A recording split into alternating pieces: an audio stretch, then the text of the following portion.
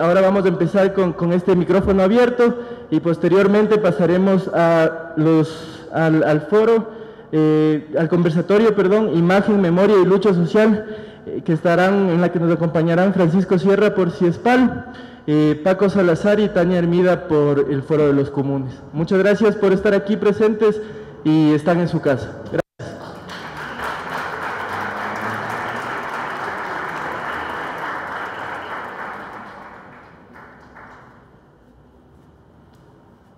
Bueno, buenas tardes, soy Diego Puente, forajido 1710-88-2331. Me tomo la libertad de hablar, ya que el micrófono está abierto, y les agradezco por eso. Felicito al Foro de los Comunes por esta convocatoria, a CIESPAL también, porque este es un lugar emblemático, digamos, que nos recuerda lo que pasó en ese entonces. Y atendiendo un poquito digamos, el tema de la convocatoria, yo he estado pensando bastante estos últimos días, digamos, de qué es lo que pasó ese día, esos días de abril de hace 10 años. Y yo creo que, o sea, ya analizando un poquito, digamos, lo que ha pasado, creo que no se podría entender lo que pasó con Lucio Gutiérrez, con la caída de Gutiérrez, sin entender unos procesos anteriores. Obviamente creo que en esos hitos está... bueno, hay unas luchas mucho más antiguas, ¿no es cierto?, el levantamiento indígena, etcétera, pero la llegada al poder de Bucaram y la caída de Bucaram, sin duda alguna, fue uno de los hechos que quedó grabado, ¿no es cierto?, en la piel de la gente de Quito, principalmente, como un acto hostil, grotesco, digamos, a nuestra forma de ser, de pensar, de vivir la política. Entender ese de Bucaram en ese momento, de alguna manera, nos puso, obviamente, después también en las calles para defenestrar a Lucio Gutiérrez por esa afrenta que significaba traerlo de regreso, ¿no es cierto?, traerlo de vuelta después de que lo han sacado. Personalmente no estuve en Quito cuando cayó Bucaram, estaba haciendo una pasantía en Mindo, arreglando un puente sobre el río Mindo, y me acuerdo que estábamos enterados de lo que pasaba, estamos con los compañeros lanzando piedras de un lado al otro para no perder la costumbre. Decíamos, igual estamos aquí botando piedras contra Bucaram, aunque no estemos aquí.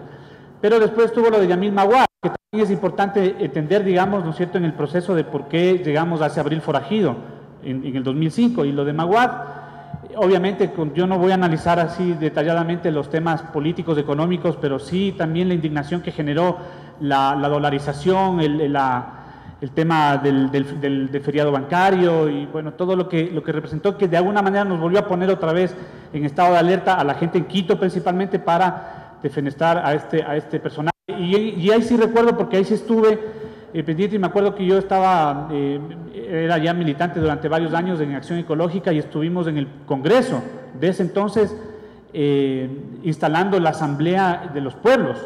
Me acuerdo que cada uno de los representantes de las organizaciones tenía un curul, y hubo toda una puesta en escena, ¿no es cierto?, de un ejercicio de participación política, democrática, directa, que fue la que al final terminó con la caída de Maguad. Pero yo digo, ¿por qué? Si hablamos de Lucio, hablamos también de ese momento, porque ahí fue cuando vimos a Lucio Gutiérrez desfilar, ¿no es cierto?, entrar a ese congreso cabezando una columna de militares, de coroneles, si mal no recuerdo. Yo recuerdo haber visto ahí a Brito, no sé si a Cobo, a todos los que de alguna manera después fueron sus coidearios, digamos, políticos en el partido que él fundó después de ese 21 de enero. Y claro, nosotros estuvimos en el Congreso y después fuimos a Carondelet, y estuvimos arriba, dentro de Carondelet, y vimos cuando se instalaba ese gobierno, esa junta de gobierno entre Antonio Vargas, Solórzano, de la Corte Suprema de Justicia, y había un coronel cuyo nombre yo no recordaba, porque creo que decidió olvidarle, pero yo recién nomás ya vi el nombre de él, se llama Carlos Mendoza, que fue, creo yo, uno de los que realmente estuvo en el complot verdadero para el derrocamiento de Maguad, y después la sucesión legal, digamos, de Noboa, ¿no es cierto?, al poder, que fue el que al final les dejó sin piso a este triunvirato que toda la gente que habíamos estado en el Congreso, que habíamos estado en Carondelet, que nos habíamos movilizado y que habíamos obligado, forzado la salida de Maguad, nos habíamos regresado a eso de las 12 de la noche a la casa ya con un sabor ahí medio raro le votamos a Maguad. Y hay una junta de gobierno democrática, digamos, y claro, como Lucio no podía estar ahí porque era coronel y no se veía bien, ¿no es cierto?, que un coronel esté en la presidencia, entonces me parece que por eso fue que este general del Comando Conjunto, creo yo, si mal no recuerdo, que era este señor general Mendoza, integró esa junta de gobierno y después fue el que la dejó sin piso y ahí fue entre gallos de medianoche, posesionaron a Noboa. Pero ya salió Lucio Gutiérrez y ya generó, como decían los compañeros, una especie de ilusión, hasta el nombre le juega, ¿no? Lucio ilusiona, una ilusión. Y claro, pues los militares nacionalistas, los militares de la mano del pueblo, los militares dirimiendo los conflictos sociales. Bueno, ahí ya teníamos una primera imagen de Lucio Gutiérrez, que es la que nos convence, nos seduce, nos ilusiona a muchos, ¿no es cierto?, con esa puesta en escena de esa revuelta también ciudadana, aprovechada obviamente por la partidocracia para poner después a sus títeres de turno. Entonces, así llegan a las elecciones y gana Lucio Gutiérrez, y gana, o sea, en segunda vuelta le gana a Nebot, además. Me voy a sacar unas cosas, pero claro, yo creo que después de eso, el viaje de Lucio Gutiérrez a Estados Unidos, ¿no es cierto?, a declararse el mejor amigo de los Estados Unidos, el hermano menor, ¿no es cierto?, de Bush, después todos los temas que de alguna manera se repetían, y eso fue lo que nos fue indignando poco a poco, es el nepotismo, ¿no?, los hermanos, el tío, la hermana, la esposa, los líos de faldas, las fiestas, las borracheras, acuérdense ustedes del hermano de Lucio forcejeándose con Quintana ahí por unos papeles, con Quintana, es aliado de Bucaram, después la sustitución de esa corte, la destitución de la Corte, ¿no es cierto?, de Justicia, poniéndoles nuevos jueces, que hoy por hoy nos cuesta $10 millones la indemnización a esos jueces que fueron defenestrados. Seguramente hay que repetir contra Lucio Gutiérrez, eso fue una decisión de él. Pichi Castro en esta corte, trayendo a Bucaram el pinchacito. ¿Se acuerdan ustedes que decían, no, vamos, el pinchacito para el paquetazo, pero ilustrado de esa manera? Todas estas cosas yo creo que nos trajeron a la memoria todo eso contra lo que habíamos luchado muchos años. Y esta ilusión yo creo que se hace mucho más grave con Lucio Gutiérrez, porque esta ilusión que genera ese 21 de enero cuando cayó Maguad, obviamente se vuelve a ir al piso cuando él empieza a tener estas actitudes. Entonces, ahí definitivamente para mí es importante reconocer, como todos saben, el rol que juega la Radio La Luna, ¿no? Aquí han dicho en un video, 3 micrófonos en un set, esa mítica Radio La Luna, qué pena que ya no esté al aire, pero estuvimos muchas veces ahí trabajando, hablando, contando nuestros proyectos, y creo que uno de los más enardecidos y el primer forajido, ¿no es cierto?, bautizado así por el propio Lucio Gutiérrez, fue Paco Velasco. Genera, digamos, esta empatía y empieza a aglutinar esta indignación masiva de la ciudadanía. El rollazo, ¿recuerdan el papel higiénico, ¿no es cierto?, en los carros, el pitazo, el hoyazo, el cacerolazo? Me acuerdo que en ese entonces no había ni WhatsApp, ni Facebook, ni Twitter, había a duras penas el Messenger, y por Messenger salían las consignas y ya salían lo que un compañero decía, la tecnopolítica, los primeros memes, ya salía, recién había cambiado Belsaut a ser Movistar y tenían luego que tienen hasta ahora esta M, ¿no? Y decían, llámame, y vótame, entonces, pero eso era la campaña del Movistar, ¿no? Pero después ya la gente con la creatividad típica y la sal quiteña salen, ¿no? Lo que hoy se llaman los memes, que a muchos no les gustan todavía, ¿no? Pero ahí nos sirvieron.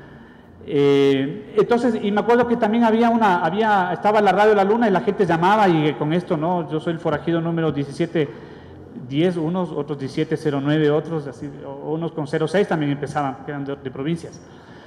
Las números de cédula, pues, ¿no es cierto? Pero claro, es al final, claro, estamos aquí identificados con nombre y apellido y no tenemos ningún problema en decir quiénes somos, porque esa es, creo que otra de las características de la revolución forajida, si quieres, ¿no?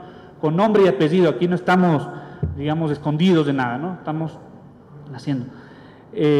Nosotros ya estábamos trabajando con el tema de las bicicletas. Nosotros estábamos haciendo el ciclopaseo, teníamos 2 años y ya le escribimos, ¿no es cierto?, a la Radio La Luna. Creo que había un chat también en la página web de La Luna, donde también escribíamos las cosas. Entonces nosotros llamamos al bicicletazo. Todavía el papelazo, el frenazo, el rollazo, el bicicletazo. Entonces, todas estas cosas salían al aire, ¿no? Si no era el Paco Velasco, el Ramiro Pozo, decían, y claro, nos iban dando voz a las personas que estábamos del otro lado del parlante, escuchando, pero teníamos esa posibilidad de que nuestras ideas, nuestras frases se digan, ¿no? La gente llamaba por teléfono y reportaba. Yo me acuerdo que el día clave, el día 20, el día que cae Lucio, mi oficina quedaba en la Jorge Washington, en Amazonas, en el 7º piso de la Dirección de Salud.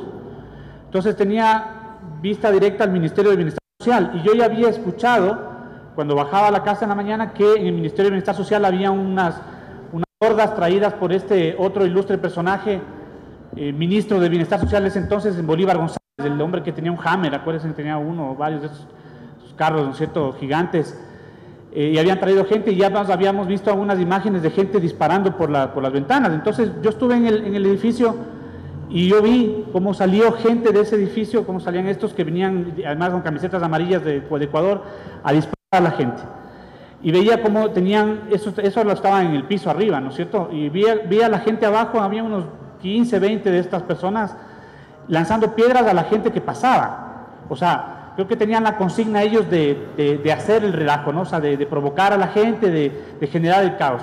Porque pasaba la gente por la 9 de octubre y por la Páez, son las dos calles que están al lado del Ministerio de Bienestar Social, y esto lanzaban las piedras, ¿no? Entonces algunos se quedaban ahí sorprendidos que de pronto cruzaban la calle y les caían los piedrazos, o sea, y eran provocados.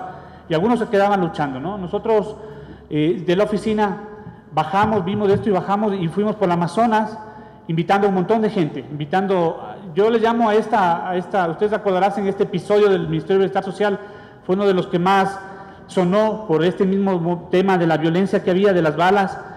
Entonces fuimos indignados con la gente, y en Amazonas íbamos recogiendo gente, ¿no? Entonces bajaban los abogados, hay muchos abogados, muchos estudios jurídicos por ahí, entonces bajaban los abogados que estaban en estado de zozobra el país. Ya tengo 2 minutos. Y yo esa le llamo la batalla de los transeúntes. Al final fue la gente que pasaba por ahí la que nos pudimos aglutinar para ir a, primero, ganar la posición que tenían ganado estos compañeros, estos hordas que vinieron. Y yo no sé de dónde salieron las bombas Molotov, no sé de dónde salió el fuego, no sé quién puso las llamas, ¿no es cierto? Pero una vez que ganamos ese puesto, ya, bueno, ustedes han visto las imágenes, se empezó a quemar el edificio, y de ahí llegó la policía, llegaron los bomberos, querían, a los forajidos que estábamos ahí, querían todavía meternos presos. Cuando esto pasó, el helicóptero del uso ya había volado, y cuando ya había volado el helicóptero ya no había cabeza en la institución policial, en los militares, que pueda gobernar el tema, ¿no? Bueno, ya me pido tiempo, yo quería solamente compartirles ese episodio.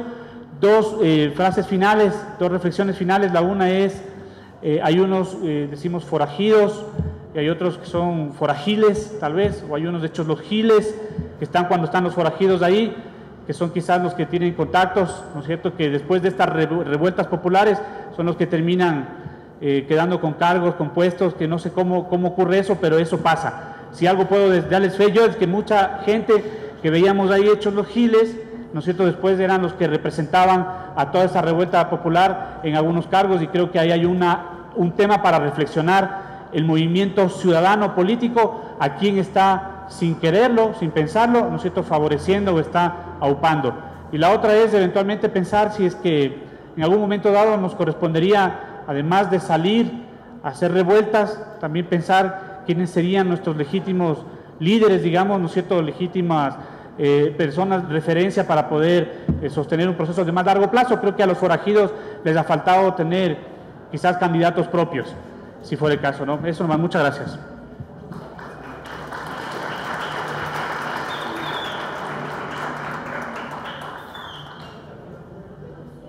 Muchas gracias, Diego.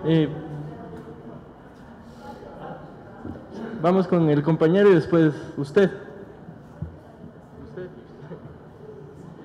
Buenas tardes con todos y todas. Yo soy Alejandro. Hace 10 años yo tenía 15 años y yo me acuerdo que, creo que sí es importante rememorar los hechos que provocaron la salida de todos, ¿no es cierto?, la indignación de todos, y tiene mucho que ver lo que ya dijo antes el compa, ¿no es cierto?, que habíamos ya tenido dos experiencias súper terribles con los presidentes, y el pueblo organizado salió, y el pueblo organizado fue el que se enfrentó. Y la reflexión que yo haría antes de pasar al proceso de los forajidos es que son, a pesar de que, digamos, es un mismo ciclo político, porque era la indignación en contra de la clase política, estábamos hartos de cómo estaban manejando las cosas. Sí hay que ver que los forajidos como tal, a diferencia de los otros 2 procesos, no tuvieron la participación organizada de la masa de indígenas. O sea, esa es una de las cosas que tal vez tuviéramos no sé, analizarlas, ¿no? Y ver cómo fue que sucedió eso. Y también un poco antes de la salida de los forajidos, una de las cosas que estalló la indignación social, y ahí sí también participaron mucho los indígenas, fue la firma del TLC con Estados Unidos. A mí me parece ser un hecho súper importante, porque yo, las primeras marchas que salí en mi vida fueron a los 15 años a las marchas en contra del TLC, porque me acuerdo que además el debate era súper intenso. A ver, somos competitivos, podemos competir con Estados Unidos, entonces ¿cuál es la consigna? Y se abrió un debate nuevo de cómo se maneja la economía, y para mí era un poco difícil entender, pero yo sabía que, digamos, hay que priorizarlo de acá, y además salieron los indígenas. Me acuerdo que se quedaron a dormir en la Salesiana en esas épocas, y desde ahí, digamos que la represión fue súper tenaz. Yo me acuerdo, habían bastantes jóvenes metidos ahí, pero sobre todo habían muchísimos indígenas, me acuerdo, en esas luchas, y la represión policial era súper fuerte. O sea, es de las cosas que me acuerdo de esa época, ¿no? Entonces, digamos que de ahí, del proceso de la firma del TLC, vienen igual estas otras cosas que comienzan a pasar, y sobre todo cuando él dice que le va a traer a Bucaram, fue cuando ya nos indignamos todos y dijimos ya, o sea, ya le votamos hace algunos años y le vuelve a traer. Y, o sea, de las cosas que a mí me parecieron súper tenaces en este proceso de los forajidos, es que primero la autoconvocatoria que se dio fue súper bacán. O sea, eran cosas que no se veían todavía en los anteriores procesos, ¿no es cierto? Digamos que antes había sido mucho más organizado, y creo que la reflexión debería ir por ahí, ¿no es cierto? A ver, ¿cuál fue el proceso de los forajidos? Porque sí, la Radio La Luna tuvo muchísimo que ver en la convocatoria. Yo creo que fue uno de los actores principales, los que nos movió a todos, que convocaba: sí, esta noche vamos a la Xi, sí, esta noche vamos afuera de la Radio La Luna a defender porque están queriendo ir allá a romper, no sé. Entonces, todo este proceso de convulsión social que decantó en lo que fue los forajidos después, fue súper interesante, sobre todo creo que para muchas de las personas de mi generación, porque digamos que eran los primeros pasos en un proceso de indignación y de reflexión hacia lo que podría ser el poder, cuál es realmente el sentido de quién está gobernando y por qué y para qué, cuál es el pueblo organizado que debe estar detrás de ese proceso, ¿no es cierto? Entonces, digamos que eran esos primeros pasos, y además enfrentarte en la calle, ¿no es cierto? Yo creo que ahora habría que contrarrestar, ¿no es cierto?, cómo funciona ahora el tema de la organización, de la movilización, pero ahí sí era mucho en la calle, ¿no? Salir allá y estar ahí, sentirte con las otras personas, no sé, y se dan procesos de solidaridad dentro de esas notas de las marchas y estas cosas. Y es, o sea, de las cosas que a mí me quedaron, creo que de lo que me empezó a motivar, porque yo en esa época militaba en un grupo culturalista que funcionaba en la Casa de Sucre, y decidimos primero salir a pelear el TLC, porque decimos, o sea, hubo un debate, hubo un montón de cosas, y me acuerdo que eso estaba mucho en la mesa, en decir por qué salir a pelear por el TLC, y después ya cuando pasó esto, dijimos también, ya pues es el momento. O sea, sabemos que esta clase política no nos representa, y una de las consignas que a mí me parecía de las más valiosas era todos fuera. O sea, estábamos hartos de toda la clase política, dicho politiquera, que estaba gobernando el país. Estábamos hartos de que siempre sean los mismos, de que solamente se las etiquetas y que las élites solamente se turnen el poder, y que los que se dicen a veces de izquierda, como el Lucio, que llegó con un discurso de izquierda, actúen como mediadores entre las clases y las élites, ¿no es cierto? Entonces, un proceso que ha pasado recurrentemente en la historia del Ecuador hacia atrás, ¿no? Que llega alguien con un discurso de izquierda y más bien media entre las clases dominantes. Entonces, la consigna de todos fuera a mí me parecía además súper transgresora. Era ya decir, ya estamos hartos, o sea, queremos algo distinto. O sea, ya no nos importa que solamente venga otro presidente, sino nos importa qué va a hacer ese otro presidente y para qué. Entonces cambiemos las estructuras, cambiemos las formas de pensar, y creo que esa era una de las consignas más potentes que a mí más me movía, era todos fuera. O sea, toda la vieja partidocracia fuera, busquemos algo nuevo, busquemos algo diferente. Sí, ahí está, justo, todos fuera. Entonces, era de las consignas más fuertes que había ahí, y era tenaz. Yo me acuerdo que igual, ahí nos acompañaban igual gente que ya había estado en los procesos de lucha antes, porque la presión sí era súper fuerte. Yo me acuerdo que incluso la noche antes de que caiga Lucio, por ejemplo, nos emboscaron los policías. O sea, nos abrieron una barricada y nosotros entramos, y me acuerdo que mucha gente dijo, qué complejo, así, ¿por qué abrieron la barricada? Y después nos cierran la barricada y nos emboscan y nos tiran un montón de gas lacrimógeno. Y creo que eso pasó en un montón de esa noche, la noche antes de que Lucio ya se vaya en el helicóptero.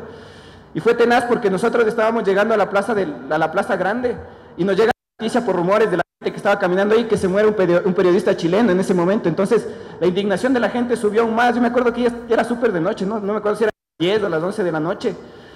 Y la gente seguía ahí, seguía con el fervor y querían quedar, querían traspasar, querían llegar a la Plaza Grande, ya que, o sea, ya habíamos llegado al punto de indignación máximo, ¿no es cierto? Entonces, o sea, yo creo que fue una experiencia súper rica para el pueblo quiteño el haber participado y no sé si el debate se pueda trasladar a otros sectores del país, porque principalmente se dio acá lo de los forajidos como tal, ¿no? Pero yo creo que fue una experiencia muy rica que nos dejó algunas enseñanzas también. O sea, por ejemplo, creo que no se ha ahondado mucho en la forma en la que se dio la participación, porque no, insisto, no estuvieron los indígenas, o sea, no fueron los indígenas los que salieron como en los otros dos casos anteriores, en el de Bucaram más concretamente también. Entonces fue el pueblo organizado, fue la gente que se enojó, y había también organización, había sectores de organizaciones, de colectivos que estaban participando ahí, que ya también le tenían medio clara la cosa. Entonces, de las lecciones que nos dejó esto es, primero, ¿qué queríamos hacer con el país? O sea, si era todos fuera, entonces era quién. O sea, quién iba a ser el siguiente representante, qué consignas iba a tener, por qué íbamos a pelear. Y yo creo que eso sí ayudó a madurar un poco el debate acerca de quién debe estar ahí y por qué debe estar ahí. Y además, no sé, creo que también nos hizo falta analizarle a ese proceso, ¿no? Yo creo que estamos a 10 años y qué hemos aprendido de los forajidos, qué nos quedó, qué pasó con todo lo que esperábamos, con lo de todos fuera. Creo que serían las preguntas que tenemos que lanzar acá, ¿no? Entonces eso, muchas gracias por escuchar la experiencia.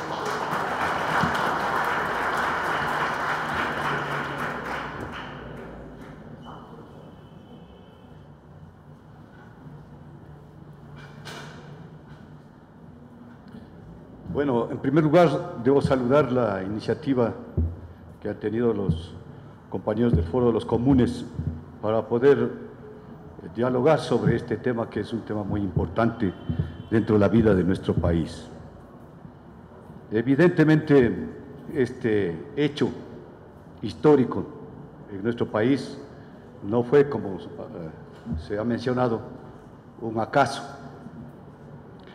No fue un suceso que de improviso se presentó en una coyuntura simplemente, sino que viene de un proceso importante que nuestro país ha vivido y que, al igual que en otros sitios de Latinoamérica, han dado como resultado propuestas interesantes en la lucha que los pueblos, los países realizan por lograr cambios sustanciales en la sociedad y buscar la mejora de las condiciones de vida de la población. El hecho es que todos los acontecimientos a los que se refería el compañero que hizo su intervención en primer lugar, son acontecimientos que se viven dentro de una compleja situación en América Latina, en nuestro propio país, en el mundo. La presencia del modelo neoliberal, con todo lo que eso significa,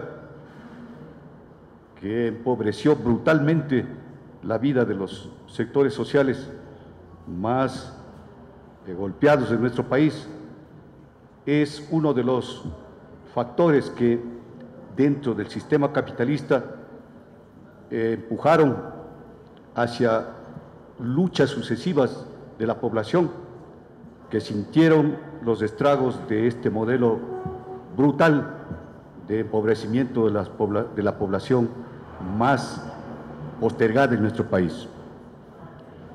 Y ahí están los acontecimientos de la caída de Abdalá Bucaram, y está la caída de Yamil Maguad, y después precisamente la caída de Lucio Gutiérrez. Claro, el modelo neoliberal que planteaba la necesidad urgente de utilizar los recursos de nuestro país, los recursos naturales, entregarlos de manera descarada al gran capital transnacional, al capital monopólico transnacional, la necesidad de eliminar la identidad nacional y colocarnos en la aldea global, que era el planteamiento, que es el planteamiento del neoliberalismo, la urgencia de sacrificar el trabajo del ser humano, colocándolo precisamente, digamos, al servicio del interés del gran capital, la urgencia de las multinacionales de dominar todo en el campo político, económico, social, ético, filosófico, moral, ideológico, cultural, para darle sentido, digamos, a su dominio máximo y de gran explotación del modelo del capitalismo, del modelo neoliberal. Son hechos que originaron, digamos, el que este pueblo, nuestro pueblo, tuviera ese poder insurgente para concluir en estas grandes movilizaciones que enfrentaron a los políticos representantes precisamente de estos intereses de las multinacionales, del gran capital extranjero que empujaban en nuestro país el modelo. Estos son los antecedentes, podemos decir nosotros. Naturalmente que, digamos, por ejemplo, la participación de Lucio Gutiérrez ya en el proceso, en este proceso histórico que nace de una revuelta social, de una revuelta popular, que busca precisamente eliminar todo el programa económico, político, social de el modelo neoliberal, que es una propuesta inclusive anticapitalista que se va generando a través de la lucha de los diferentes sectores que han sido sectores sociales que han sido actores de la vida de nuestro país, actores muy importantes. Es, digamos, ese programa, esa propuesta, es la que, por ejemplo, Lucio Gutiérrez recoge en su discurso político para la propaganda electoral, pero al mismo tiempo, ya en la misma coalición que se conformó para impulsar la campaña electoral de Lucio Gutiérrez, en donde estaban actores como el movimiento indígena, los movimientos sociales, ¿no?, y otros sectores de la izquierda en nuestro país, esta propuesta en el mismo discurso electoral fue cambiada y naturalmente una vez que asumió el poder Lucio Gutiérrez, su propuesta fue claramente sometida a los intereses del capital transnacional y del, por supuesto, del programa neoliberal que ellos tenían. De ahí que se declaró como el amigo más fiel de la potencia norteamericana de Estados Unidos y, por supuesto, uno de los fundamentales aspectos del programa neoliberal era aprobar el TLC y colocar al país en las condiciones más deplorables que se pudieran. Esta fue una bandera de lucha. Pero no era solamente esa la bandera de lucha. Lucio Gutiérrez conocía la propuesta programática de los sectores sociales, porque Lucio Gutiérrez firmó un compromiso histórico, programático, con los actores sociales que buscaban eliminar el modelo económico, el modelo económico, político, social neoliberal, y que planteaban una alternativa, una vía nueva de desarrollo del país, que efectivamente era la búsqueda de un crecimiento autonómico, de soberanía, de atención de las necesidades fundamentales de los sectores más desposeídos, de un crecimiento económico que buscara, digamos, el beneficio de la mayoría de los ecuatorianos, principalmente buscando lo que se ha llamado una economía de autocentrado, es decir, del desarrollo interno principalmente del país, para luego participar en el mercado mundial y no al contrario, buscar la participación en el mercado mundial para ver que nos desarrollamos. Es decir, era toda una propuesta que planteaba eliminar, digamos, todo el mismo modelo que ahora nos causa graves problemas, el modelo de la dolarización, el mismo modelo de la actividad especulativa que ha sido práctica permanente y constante y que hoy se mantiene en nuestro país, el modelo de las exportaciones, principalmente de las agroexportaciones, el modelo agroexportador, que hoy se mantiene también y que es, digamos, uno de los aspectos por los cuales estamos mirando que se plantea la posibilidad de subsidiar a los exportadores frente a la crisis que estamos viendo precisamente por el modelo de la dolarización. Se planteó, en definitiva, compañeros, muchos aspectos que tienen que ver con lo que ahora estamos viviendo. Es ese programa, que es un programa elaborado a través de la lucha por los diferentes sectores sociales, por las organizaciones progresistas, democráticas, de izquierda en nuestro país, es esa propuesta la que entra en conflicto y en choque con la posición sumisa y de entrega a los intereses del gran capital nacional de Lucio Gutiérrez. Y por esa razón es que se confronta e inclusive tiene ruptura dentro de su propio gabinete con el vicepresidente de la República, que no considera que sea correcto una firma del Tratado de Libre Comercio en las condiciones que todos conocemos. Hoy también estamos viviendo una firma y un acuerdo de un TLC con la Unión Europea que tiene similares condiciones como las que se plantearon en aquella ocasión. Miren cómo todavía se repite la historia en esos campos. Y esto motivó la acción de lucha de los sectores sociales por casualidades como el planteamiento político de traer a Abdalá Bucaram a nuestro país.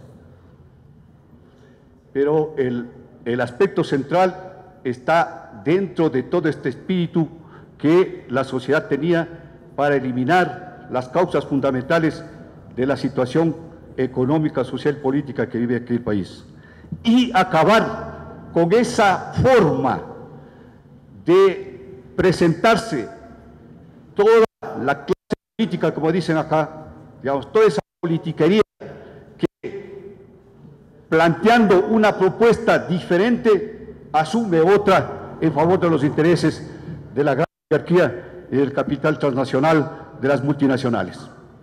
Es en esa medida que la población asume la consigna de que se vayan todos, porque todos estaban comprometidos con el interés de las grandes oligarquías y del capital transnacional, porque todos nos mentían, porque todos echaban logia, porque todos tenían un programa comprometido con los intereses foráneos, no con los intereses del país.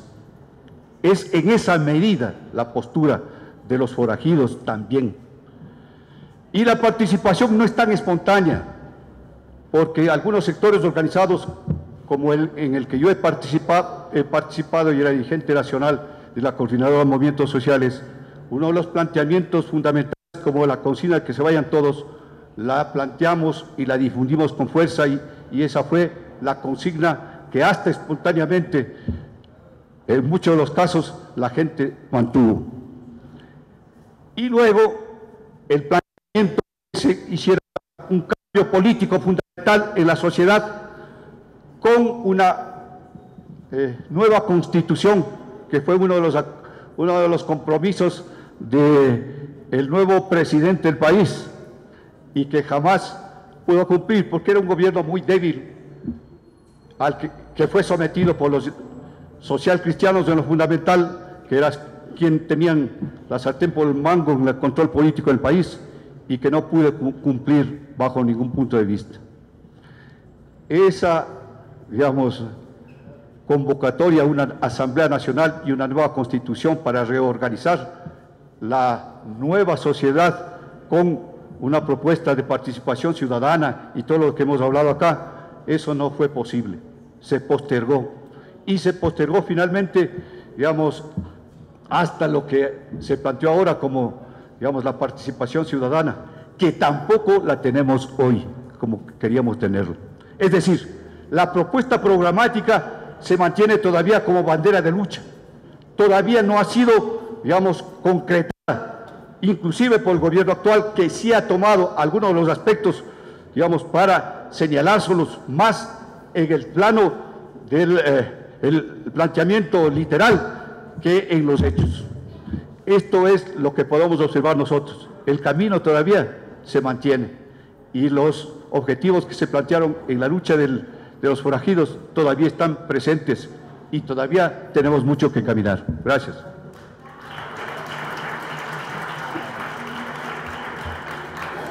Muchísimas gracias. Solo quisiéramos pedirles que por honor al tiempo y para lograr cumplir con el cronograma, tratemos de hacer unas intervenciones de entre 2 y 3 minutos para poder empezar a tiempo con el cronograma. Por favor.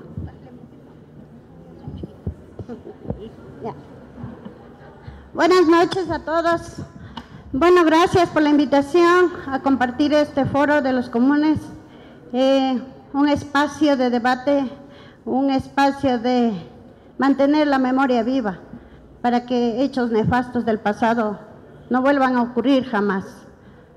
Bueno, un testimonio personal, y como aquella vez dije, yo no represento a nadie, me represento a mí misma, como mujer, como ama de casa.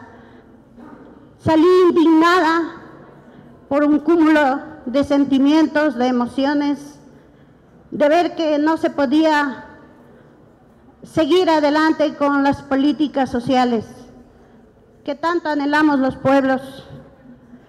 Salimos, nos encontramos en las calles con mucha gente que nos autoconvocamos prácticamente. Nadie nos convocó, nadie nos organizó, y fue un movimiento ciudadano que se convirtió en rebelde. Rebelde por el cúmulo de todas esas aspiraciones, esa sed de justicia social que teníamos. Queríamos que nuestros hijos, que nuestros nietos tengan mejores oportunidades de vida. Pues convocados o autoconvocados por la radio La Luna, que en ese tiempo la escuchábamos, pues en una de esas marchas el ilustre dictador que él mismo se autonombraba nos llamó forajidos, como un nombre muy displicente o muy grosero, grotesco, ¿no?, a la ciudadanía que salió a manifestar su descontento. Pues creo que la mayoría de los ciudadanos tomamos ese nombre como nuestro, y pues así nos denominamos cada uno de nosotros forajidos. Forajido es una palabra que no es tan siniestra a la postre, ¿no?, sino desterrados de nuestro espacio, de nuestros quehaceres propios como ciudadanos. Yo le tomé de esa manera.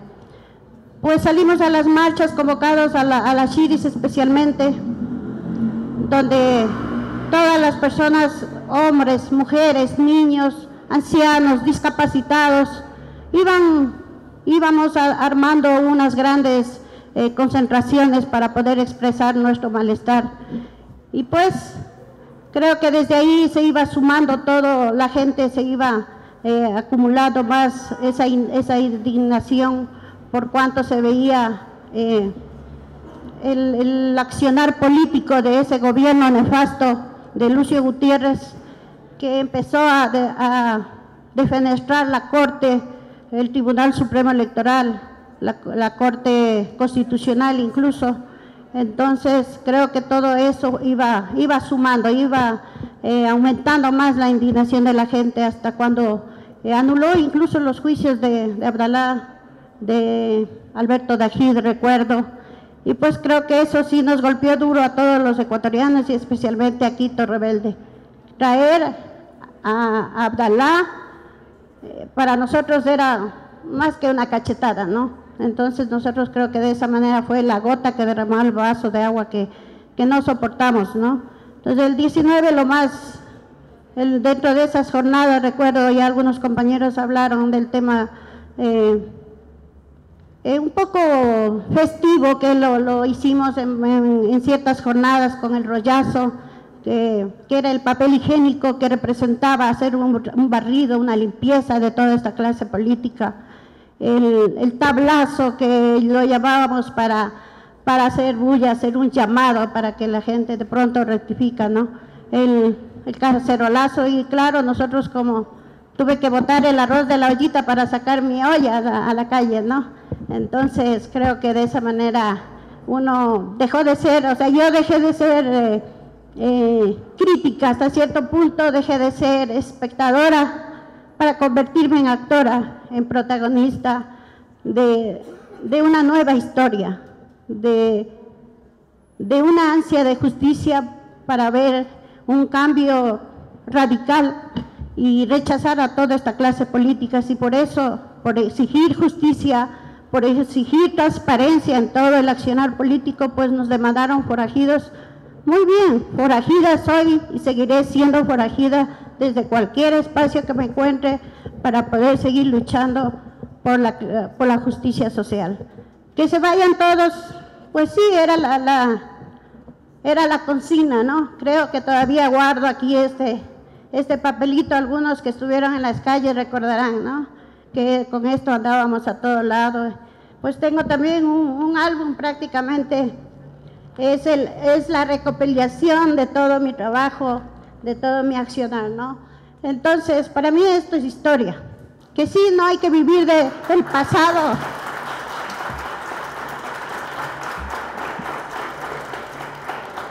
Que sí, no hay que vivir del pasado, pero el pasado sirve para reflexionar y no volver a repetir todos estos hechos, estos acontecimientos que dejan mucho que decir. El pasado sí se constituye en una historia, esta historia que quiero dejar a mis hijos, a mi familia, a mis futuras generaciones de mi familia, para que ellos tengan un país justo, un país equitativo, un país lleno de oportunidades para que ellos puedan vivir en paz. Esa es mi participación. Creo que lo más anecdótico que tengo dentro de estas jornadas de abril, el 19, que ya nos concentramos en la Cruz del Papa, salimos ya para entrar a la toma supuestamente de la Plaza Grande, ¿no? Pero al caminar hasta el ejido ya como que sentí un poco de miedo, de temor, creo que es justo, ¿no? Pero, o sea, la gente nos animábamos los unos a los otros, y entonces yo decidí si retroceder, quedarme o retirarme o continuar. Entonces la gente que estaba delante era avancen, avancen, avancen. Entonces me venía algo como de la historia de las batallas, de las grandes batallas, ¿no? Entonces dije, no, pues de esta no me salgo, o sea, de esta me voy porque me voy, ¿ya? Entonces llegamos hasta el Consejo Provincial en la calle Checa y 10 de agosto. Fue fatal, un bombardeo total de gases lacrimógenos que prácticamente era insoportable. Entonces tuvimos el grupo que íbamos, ya pues en ese caminar nos vamos haciendo amiguitos del uno del otro, un bloque, ¿no? Tuvimos que dispersarnos hacia la calle del Colegio Mejía, y claro, la policía, estrategias, no sé si de guerra de ellos, ¿no? No nos impidieron, al contrario, nos abrieron paso, ¿sí? Pero hasta la basílica que avanzamos, en cambio ahí sí nos emboscaron, porque de cada esquina nos emboscaron y nosotros no podíamos salir a ningún lado. O sea, lo que querían es desprender a la gente del espacio, que la gente se vaya para otros lados. Bueno, en esa lucha también salimos hasta la calle Guayaquil y subimos hasta casi más o menos a la altura de la iglesia de San Agustín, donde pues ahí es lamentablemente lo que pasó con el fotógrafo chileno Eduardo García, ¿no? Julio García. Entonces creo que eso sí ya fue lo total, porque falleció el señor fotógrafo, y ya al otro día creo que ya con ese tema, al otro día los ciudadanos ya nos volcamos totalmente a las calles, e incluso con los chicos de los colegios, pues porque convocaron a clases normal, como que sin nada, ¿no? y pues ahí ese día ya fue el último toque final que le dimos, ¿no? Entonces, bueno, la historia creo que todos ya la conocemos, esa es mi participación.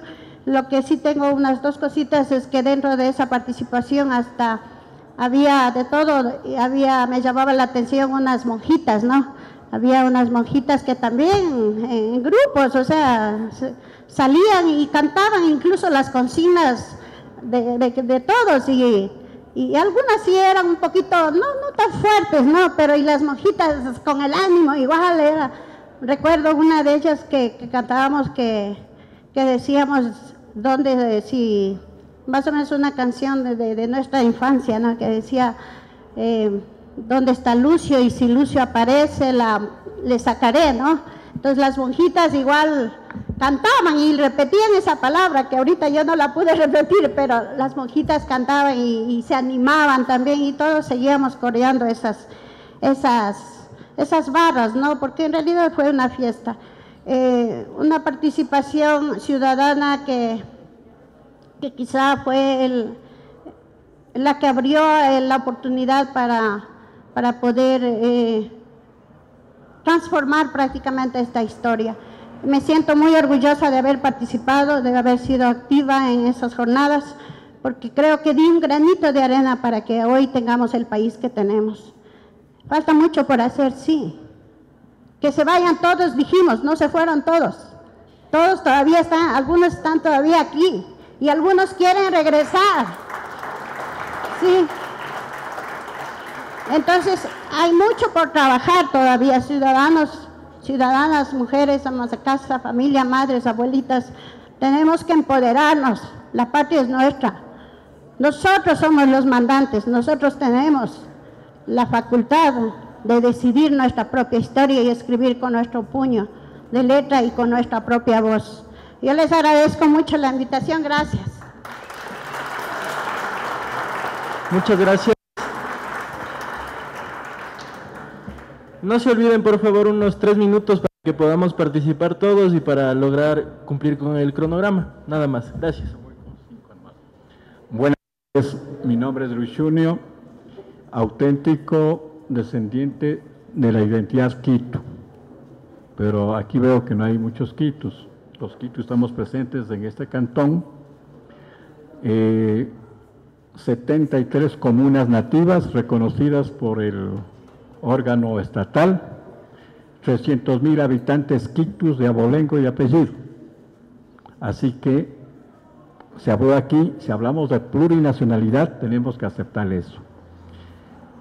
Yo debo decir, compañeros, que el análisis político, el análisis de la efervescencia, de que cómo se hizo las cosas para sacarle a un ciudadano que era el regente eminentemente del imperio, la base fundamental para dominar a este país a través de un ex militar, adiestrado y addomesticado por servicio de inteligencia a la CIA, y no me pueden negar eso, porque si lo comprobamos.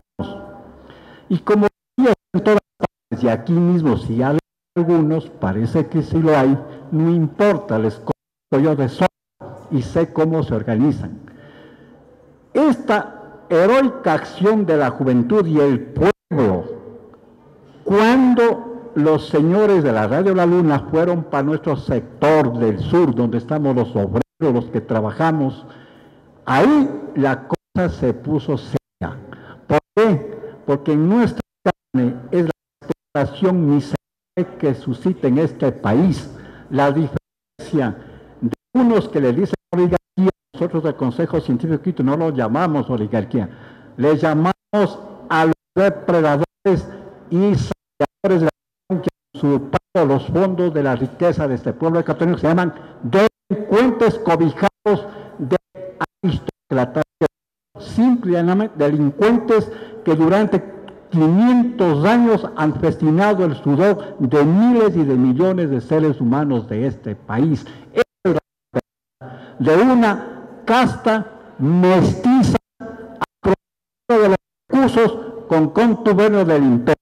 Entonces, para sacar a Lucio Gutiérrez se tuvo que hacer un trabajo eminentemente político de la lucha de los forajidos que nos llamamos. Yo no me puse de forajido porque no hacía falta, porque nosotros tenemos la trascendencia de haber luchado contra la trinca, que todavía sigue, indudablemente, pues están agrupados en los banqueros. El señor Lucio Gutiérrez, ese mismo día que él estaba en conflicto con el pueblo ecuatoriano, estaba haciéndole un préstamo de Pichicha de $300 millones. Nadie investigaba si esa plata le va con el Pichicha, el señor Reagan. Averigüemos y hagamos una acción concreta de eso. ¿Por qué fue la caída del señor Lucio Gutiérrez? Porque realmente era el entreguismo la base de Manta, los militares de Manta, 15 días antes protegiendo en el Palacio de Carondelet. Ahí todos, por una razón tuve que ir al Palacio a hacer una acción, no podíamos entrar. Esa fue la entrega de la soberanía nacional que estaba haciendo Lucio Gutiérrez. Y toda esa politiquería barata, entreguismo que hasta el día de hoy siguen presionando los partidos políticos de esa oligarquía, de esos rateros que se saquearon la república, que se llaman banqueros, industriales, o que algo se llamen, son ellos los injustos que nosotros tenemos que combatir. Me faltan 2 minutos, me puedo 1. El último punto, compañeros, nosotros siempre hemos pedido, el pueblo obrero, trabajador, intelectual, el cambio, el desequilibrio de la justicia social. Si no tenemos la justicia social en este país, no vamos a tener paz. Y eso tenemos que entender esas desigualdades. No somos nosotros simples actores del 21 de abril. Somos actores, somos parte de la acción y somos parte de este gobierno. No porque estamos trabajando en la función pública, sino somos actores porque hemos luchado en las luchas de los obreros, de los campesinos, en la costa y en la sierra. Y gracias a Dios yo me siento satisfecho que la nueva juventud está tomando ese ritmo, ese camino de la transformación, de un camino de justicia, de solidaridad y de socialismo. Aquí se habla del compañero, pero yo les pregunto, ¿qué es compañero? ¿Qué es compañero? Compañero es compartir. Compartir, si el joven necesita, el señor necesita, es compartir. Compañero, compañero no, compañero es una base filosófica de compartir el pan, compartir el trabajo, compartir sus recursos. Es lo que queremos, no el compañero para que venga a una reunión y nos dé un aplauso y no le demos ni siquiera el micrófono. Me han puesto, ya tengo medio minuto. Segundo, no estoy de acuerdo con eso de comunes, parece que estoy en Francia.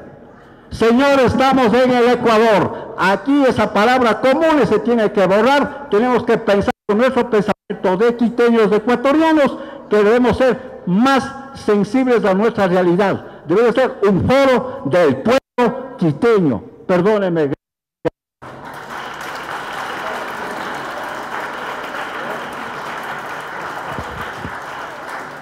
Muchas gracias. A continuación me parece que va a intervenir Paco Velasco, que está aquí, que nos acompaña. Buenas tardes. Yo tengo un testimonio ahora a propósito del reportaje de Ecoavisa. A mí, lo digo francamente, no me ha parecido mal el dos documentales que no había visto, que está en YouTube. Yo me quedé impresionado porque no había visto muchas de las tomas.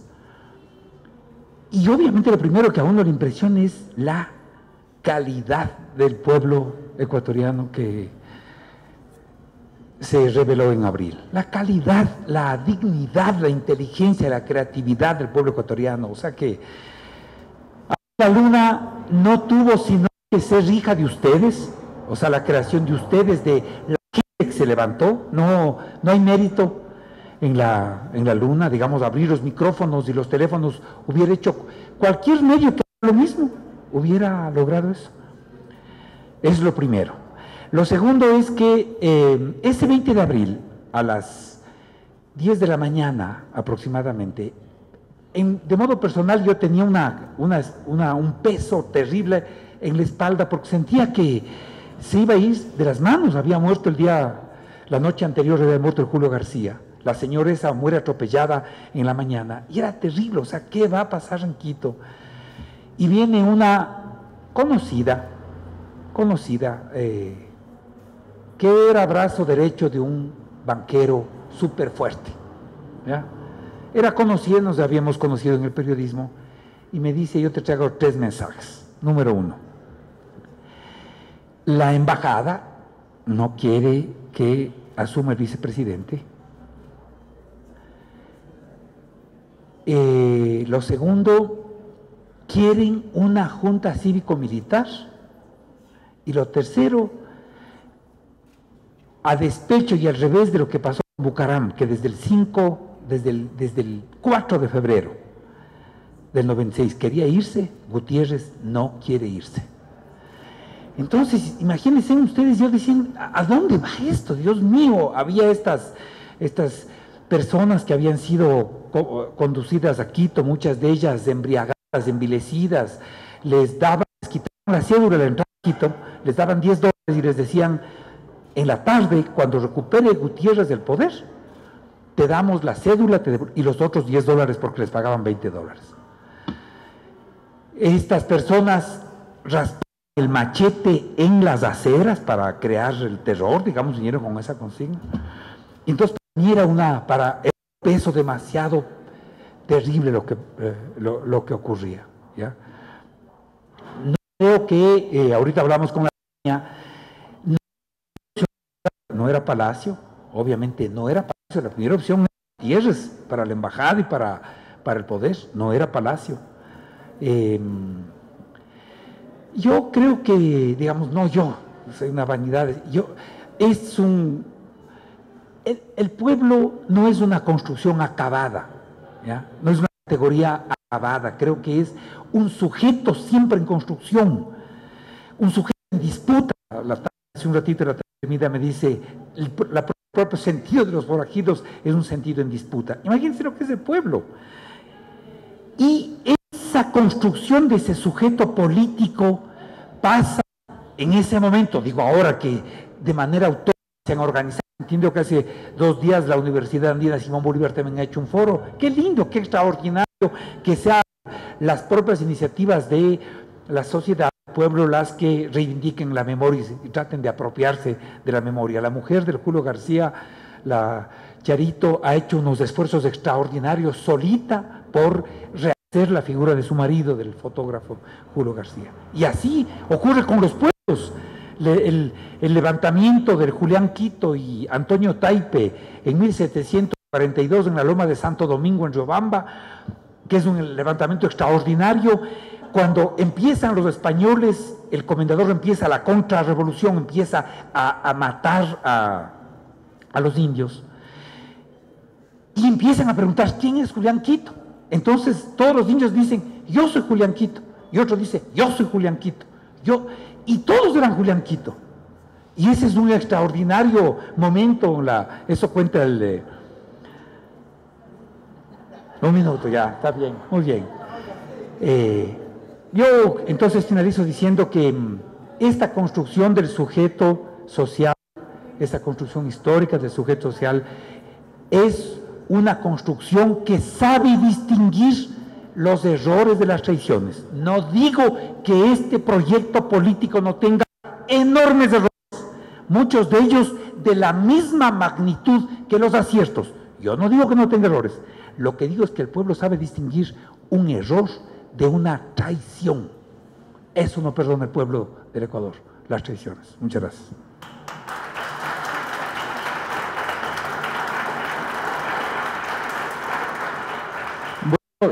Había una compañera también que quiere intervenir.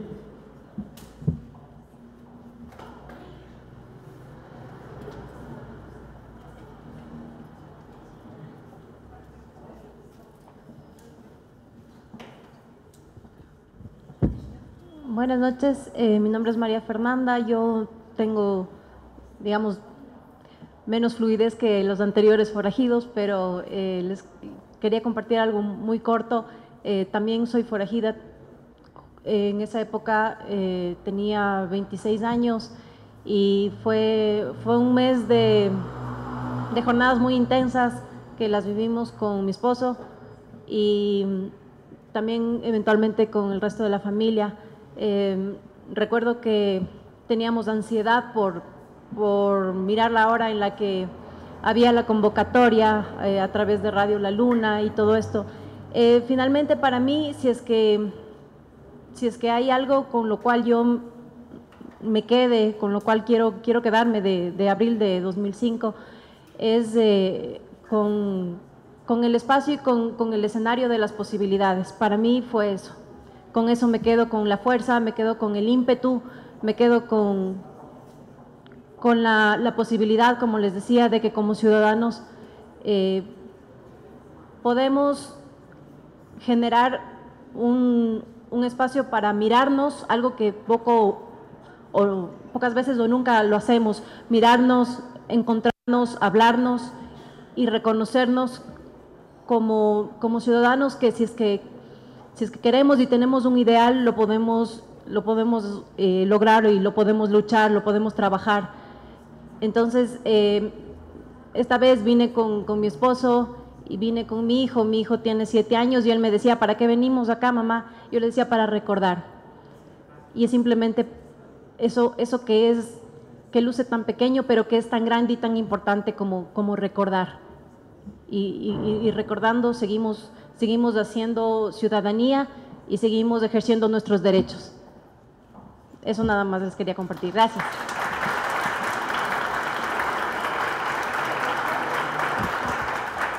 Muchas gracias.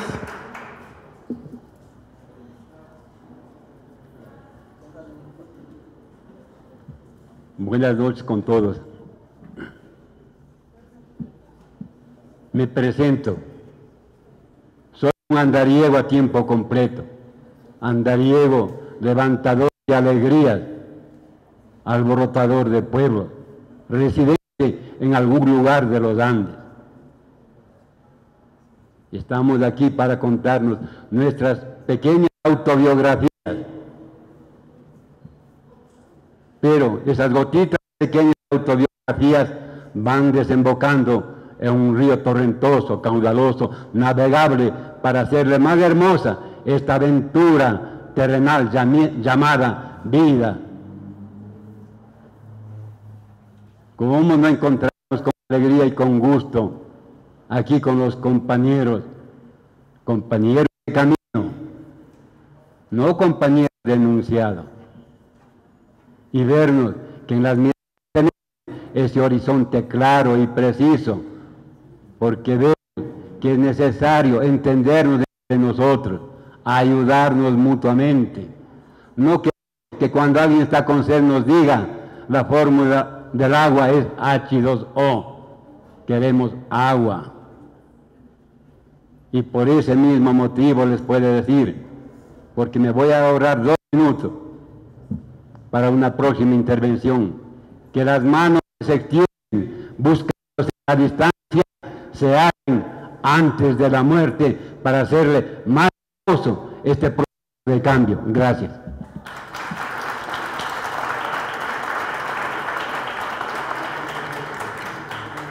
Muchas gracias. Bueno, el micrófono está abierto de nuevo. ¿Alguien que quiera intervenir?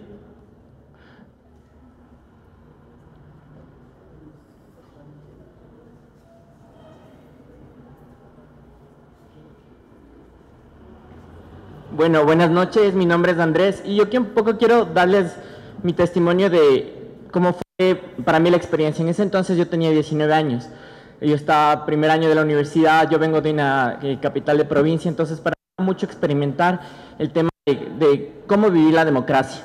Muchos de mis compañeros tenían dudas de qué iba a servir salir a protestar. Yo estudié Derecho, muchos salimos desde el primer día que hubo la protesta por el cambio de la Corte Suprema.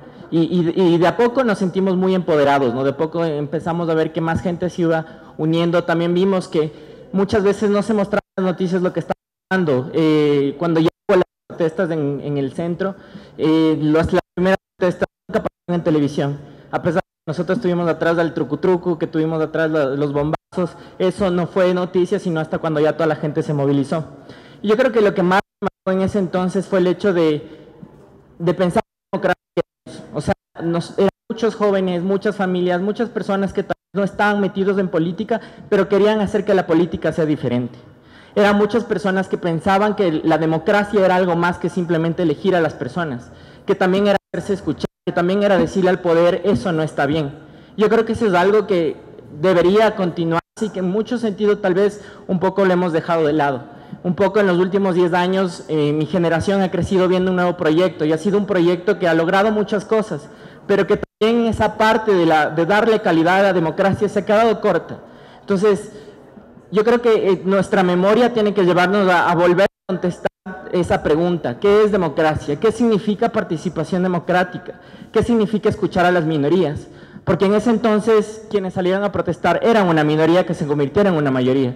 Entonces nosotros también tenemos que dar ese peso a la minoría, aunque en ocasiones tal vez vayan en contra de los deseos de la mayoría. Eso es democracia. Yo creo que esa es una lección que tenemos que recordar. Ese es mi testimonio. Ahora tengo 29 años y estoy muy vinculado a temas de activismo social y me da esta experiencia, así que uno sigue siendo forajido de por vida. Gracias.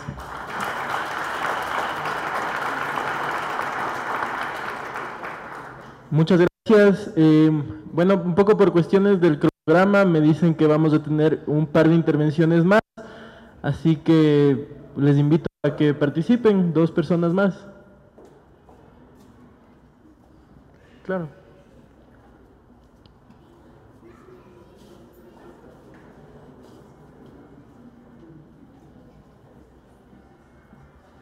Bueno, buenas noches con todos.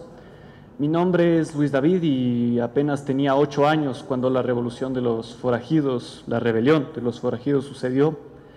Pero fue un hecho que sin duda marca quién soy actualmente, pues lo viví como ninguno al estar mi padre, Luis Ramiro Pozo, en Radio La Luna en ese entonces. Sin duda, una conciencia despierta en ese momento al estar tan en contacto con un momento tan importante de mi país y al estar viendo cómo esto afectaba directamente en mi familia, pues a veces pasaban 3, 4 días sin que vea a mi padre, estando ahí en Radio La Luna. Realmente eran tiempos difíciles, pero de cierto modo puedo decir que tuve el privilegio de nacer con una conciencia política en una época de revuelta y que tengo esa conciencia actual y todo lo que soy, todo lo que quiero hacer, gracias a este movimiento que realmente ahora que tengo 18 años explica mucho de lo que quiero hacer, muchos de mis proyectos, sobre todo en cuanto a lo que quiero estudiar, y eso es mi testimonio. Gracias.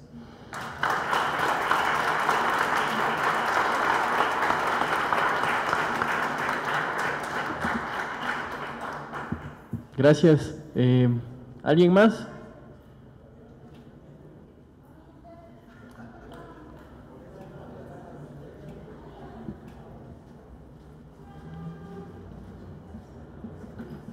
Buenas a todos y todas, y por petición del Orlando estoy aquí.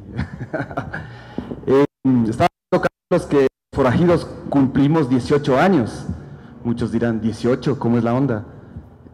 Cuando votamos a Bucarán, 97, contando a la fecha, son 18 años.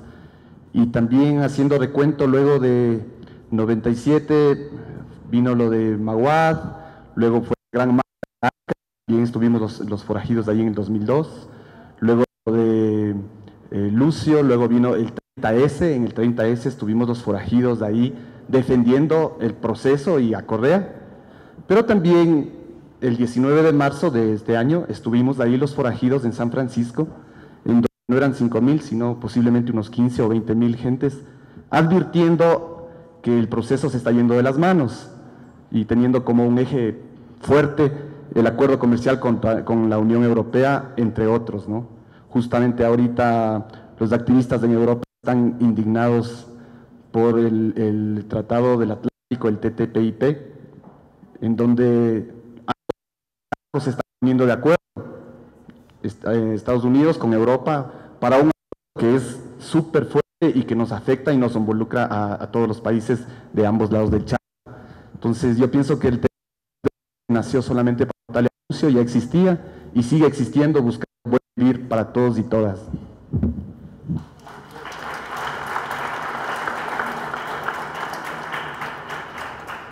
Muchas gracias, gracias por su participación, por su aporte.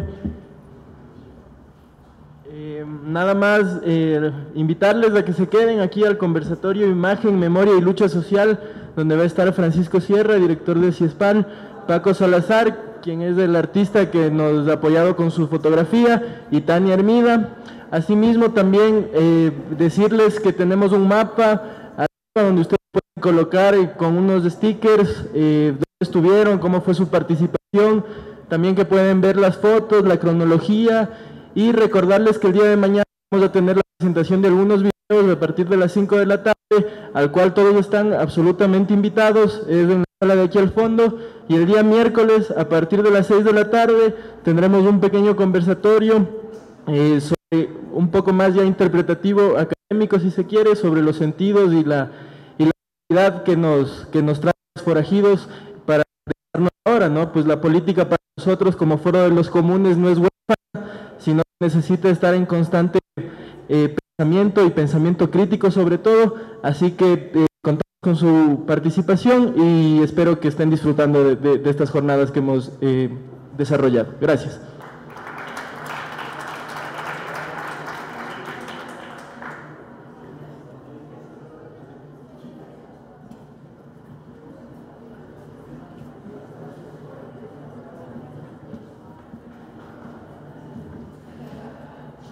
Hola.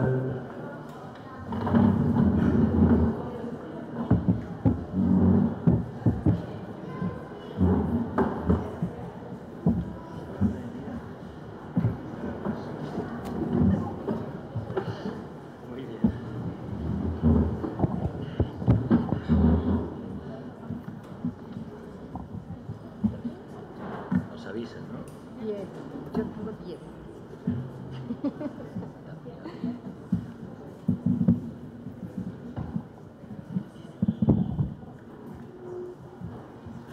Buenas noches, gracias por estar aquí. Ahora continuamos en la mesa. El título de esta mesa del conversatorio es Imagen, Memoria y Lucha Social. Tenemos a nuestros 3 invitados. El primer participante es Francisco Sierra, director general de CIESPAL, investigador y profesor de la Teoría de la Comunicación en la Universidad de Sevilla, editor de la revista de Estudios para el Desarrollo de la Comunicación, también director científico de la Unión Latina de Economía Política de la Información, vicepresidente de la Confederación Iberoamericana de Asociaciones Científicas en Comunicación. Bueno, les dejo con los invitados, con el primer invitado. Vamos a hacer una intervención de alrededor de 15 minutos cada uno. Gracias. Muy buenas tardes, bienvenidos a todos y a todas. Primero, como es de bien nacido ser agradecidos, felicitar al Foro de los Comunes por esta iniciativa que creo que es muy pertinente y necesaria en el doble sentido, ¿no? Políticamente, pero también desde el punto de vista de la cultura, de la vida de los pueblos, de los retos que debe afrontar el país y que no lo podrá hacer si olvida su historia. Me piden que hable de la memoria, cosa difícil porque a pesar de los avances en ciencias cognitivas, ni los propios neurólogos saben muy claro qué es la memoria, por qué se olvidan ciertas cosas, por qué se recuerdan todas, o por qué de algún modo la memoria es tan fragmentaria, precaria, difusa, poco evidente, y más si hablamos de historia. Pero algo sí tenemos claro, que como bien dijo Mariátegui, sin memoria, sin el recuerdo no puede haber proyecto político, proyecto histórico. Es necesario su énfasis en recordar las culturas populares, la genealogía de las historias de los Estados-nación, es importante para construir proyectos de futuro. Y a partir de ahí, pues como el bueno de Pier Paolo Pasolini en Las cenizas de Gramsci, reconstruir los restos del desastre, las ruinas del pasado, para poder escarbar y entender nuestro presente y proyectar el futuro. Y aquí hay muchas hipótesis que marcar. Ahora que hacíamos tantos homenajes al gran Eduardo Galeano, habría que poner en evidencia la importancia de la historia y de la memoria. Una primera hipótesis, a modo de apertura al debate. Sabemos con certeza que Obama no es gramsciano. Probablemente no ha leído a Gramsci ni sepa quién fue, a pesar del libro regalado, Eduardo Galeano. Pero dice mucho en la Cumbre de las Américas a propósito de la historia o del borrado de la historia, que este elemento es sustancial políticamente. La ausencia o el borrado de las imágenes de la historia ha sido un mecanismo históricamente muy recurrente en la propaganda, justamente para que se olvidaran ciertos elementos, o lo contrario. Si hablamos de la Revolución Francesa, el culto de las imágenes y de las representaciones, la planeación temporal en el calendario de rituales de celebración para recordar grandes eventos, también sirve para afirmar procesos revolucionarios, necesariamente sirve para afirmar procesos históricos. Y construir de algún modo, como planteaba Gramsci, futuros posibles. Solo así se puede hacer historia. Una de las características del capital es que no tiene memoria, no tiene historia. Borra a partir de las imágenes cualquier resquicio del pasado. Pero los pueblos, las gentes, los sujetos, tienen memoria, tienen vida, tienen deseos, anhelos, nostalgias, inspiraciones, proyecciones. Es necesario cultivar, por tanto, esas imágenes para construir una política, una cultura, una historia, frente a ese borrado barrido de imágenes que tradicionalmente hace el capital. Cuando el presidente insiste tanto en este dicho de prohibido olvidar, no es un recurso retórico secundario, es importante, es obligatorio, yo diría, recordar. Es obligatorio porque es la única condición para construir historia.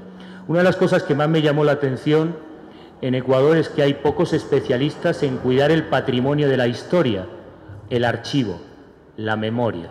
Y esto es importante como política pública porque de algún modo, sin ese patrimonio, sin ese cultivo del archivo, sin ese cuidado de nuestros antecedentes, difícilmente podemos construir futuro. Ha habido un cambio en nuestras culturas, habitualmente no hay mucho cultivo del archivo y de la memoria, de los documentos historiográficos. Una de las cosas que hablábamos con Paco Salazar, con los compañeros del Foro de los Comunes, es la importancia de hacer archivo fotográfico, visual, sonoro, vivencial, historia oral de esos recuerdos para poder proyectarlos a otras generaciones, a generaciones futuras. Ya se está haciendo y es un problema de economía política del archivo que hay que discutir. Y no piensen que es algo puramente académico, es importante en nuestra memoria, es la memoria de los pueblos, es la memoria de las gentes, es la memoria de los procesos políticos, de la insurgencia, de la voluntad de poder, de construir, de releer el pasado para proyectar hacia futuro. Una de las virtudes, por ejemplo, del movimiento 15M en España es que empezó a hacer archivo desde el primer día de la acampada en la Puerta del Sol. Hubo un grupo de gentes que acumulaba imágenes, carteles, volantes, material de difusión, elementos que forman parte de un acervo que nunca antes en la historia se dio. Lamentablemente en la propia historia del movimiento obrero no se acumulaba memoria y archivo de las luchas. Hay restos, lo han estudiado desde David Harvey y algunos otros autores, como en el París de Haussmann, los perdedores de la batalla de la guerra de la Comuna de París tienen registros en las calles, en los espacios, en ciertos monumentos de esa derrota histórica del movimiento obrero en Francia, en París. Pero no es habitual, ni el movimiento obrero ni en nuestros días. Hasta recientemente, por fin, de algún modo, los movimientos sociales, los procesos revolucionarios han visto la importancia de cultivar las imágenes, de guardar la memoria y registro audiovisual, sonoro, vivencial de esas experiencias. Y en ese momento pues, podemos ver nuevos dispositivos, en este caso Internet, como sucedió con el movimiento 15M, pero también hay que empezar a politizar la memoria. Este acto, entiendo que la filosofía del Foro de los Comunes, además de celebrar, rememorar y pensar, de algún modo también es politizar la memoria. ¿Politizar en qué sentido? Al menos en dos. Cada vez más grandes instrumentos y dispositivos como Google empiezan a reescribir la historia en la base de datos. Hay una cierta colonialidad de la memoria. O los medios de comunicación convencionales que nos dan ciertas imágenes y repertorios de lo que sucedió esos días. Y está habiendo una reconstrucción histórica. No solo Obama no ha leído a Gramsci, tampoco los medios de comunicación recuerdan mucho del pasado, o recuerdan aquella parte del pasado en imágenes que viene a bien recordar o rememorar. Por tanto, la decolonización de la memoria, la politización de la memoria, es un reto para cualquier proceso político, porque en realidad en estos ritos, los rastros que quedan en este mismo edificio Ciespal, que protagonizó parte de esos acontecimientos, tiene que ver con una cuestión de cómo gestionamos el archivo, la información y el conocimiento que tenemos de hechos históricos, cómo proyectamos a partir de esa memoria nuevas etapas en la historia.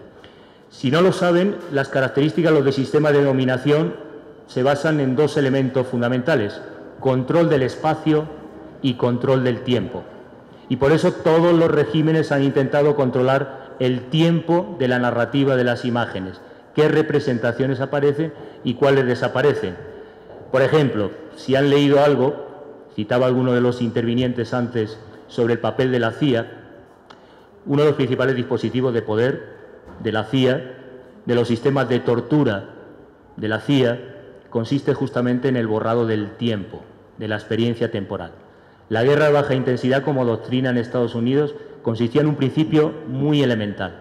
La guerra empieza en el cerebro de los hombres y justamente en el debate de las imágenes y de los recuerdos, del borrado y cifrado de esos archivos, es donde se puede plantear toda la batalla política. Por eso todos los sistemas de control de los imperios ha consistido en anular la narrativa histórica de los acontecimientos. Por eso Obama no está nada interesado en discutir de historia en América Latina. No sabemos si algún día leerá a Gramsci y se interesará por su propia historia y dejará de negar a su madre, a sus antecedentes, a todo lo que representa sus antepasados históricamente en la construcción de Estados Unidos. Pero lo que sí sabemos es que el recuerdo de Alfaro Vive, del pensamiento caribe, de las caracolas zapatistas, de los forajidos, de los piratas, de los pieles rojas, de todos aquellos que han pasado por la historia y han sido arrasados, siempre tienden a rememorar, siempre tienden a resistir, siempre tienden a recordar, siempre tratan justamente en la medida de recordar, de pensar su historia y su vida. Y al pensar es el primer paso para luchar por la libertad, para construir futuro. La función vicaria de la memoria es fundamental y las imágenes que la representan vital a este respecto.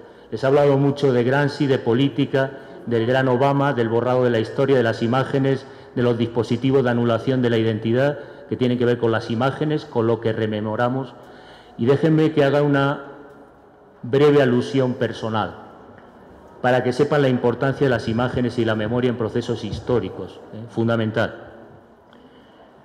Por circunstancias personales he tenido que vivir con el mal de Alzheimer personalmente, ¿no? Y una de las características del mal de Alzheimer, como bien saben, es que la persona tiende a perder sus coordenadas en el tiempo y en el espacio. Por eso los sistemas de tortura en todo régimen consiste básicamente en anular todo referente espacio-temporal, no saber a qué hora es de día, a qué hora es de noche, en qué lugar uno está situado. Es el mejor dispositivo para eliminar la identidad de todo sujeto, eliminar cualquier posibilidad de subjetividad, anular los cronotopos, los sistemas espaciotemporales en los que somos, existimos, sentimos y vivimos. El Alzheimer, cuando uno pierde la identidad, es la eliminación de todo referente autopersonal y de proyecto vivencial. Lo que estamos hablando es la imposibilidad de tener narrativa. Y cuando perdemos la narrativa, porque perdemos los cronotopos, la historia, la memoria, quiénes somos, de dónde venimos y hacia dónde vamos, perdemos toda posibilidad de ser, de existir y de vivir. Se construye con imágenes y esas imágenes y narrativas están situadas en el tiempo y la historia. Por eso hay que situar estas imágenes de lo que se vivió en Ecuador en su tiempo y en historia para poder releer e interpretar en este contexto político las posibilidades, lo que denominaba Galeano el delirio de soñar, pero no un delirio como el enfermo de Alzheimer que no sabe dónde está y hacia dónde va. El delirio de poder reinterpretar con autonomía y libertad ese pasado esas imágenes, esa narrativa en un nuevo horizonte histórico para poder deconstruir esos procesos de desidentificación que nos plantean desde el imperio o desde otras claves los medios de comunicación. En suma, amigos, como les decía, sabemos poco de la memoria, pero sin ninguna duda sabemos que sin las imágenes, su reconstrucción histórica y la posibilidad de reproducir nuestra identidad, no hay posibilidad ni de proyecto histórico ni de política de lo común a futuro. Y hoy, más que nunca, esto se construye, no lo olviden, con imágenes, con relatos en los medios de comunicación y con la posibilidad que tenemos nosotros de contar y de escribir la historia. No solo narran los medios de comunicación con imágenes, aquí, sin grandes medios de comunicación, hemos podido narrar, recrear y producir una memoria a otra para que el delirio sea el de la utopía de Galeano y no el borrado y cifrado de la historia de las imágenes de nuestro gran Obama, que no aprendió a leer en castellano las venas abiertas de América Latina. Muchas gracias. La película que prácticamente todos hemos visto, creo, que Tan lejos, y En el nombre de la hija, ambas con reconocimiento internacional. También fue asambleísta constituyente del Ecuador entre 2007 y 2008. Gracias, Tania. Bueno, muchas gracias.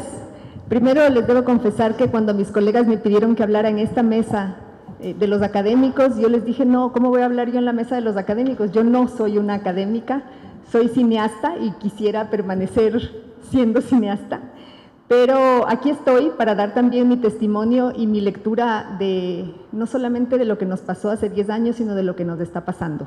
Voy a leer porque el don de la oratoria no es lo mío. Y les voy a contar, en abril del 2005 mis colegas y yo estábamos justamente sumergidos preparando la filmación de nuestra primera película, ¿Qué tan lejos? Y mientras seleccionábamos actrices, contratábamos equipo, buscábamos locaciones, veíamos desde la ventana cómo Quito se iba convirtiendo poco a poco en una ciudad que marchaba, con cacerolas, con pitos, con banderas, con indignación creciente contra la pichicorte, contra el regreso de Abdalá, contra la traición al movimiento indígena, contra la corrupción, contra, todos estábamos en contra.